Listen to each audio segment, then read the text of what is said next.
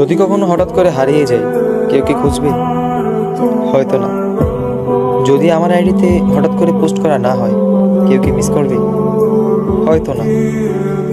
Inbox হয়তো message আসবে, scene হবে না, রিপ্লাই পাবে না, পড়ে থাকবো ওইভাবেই।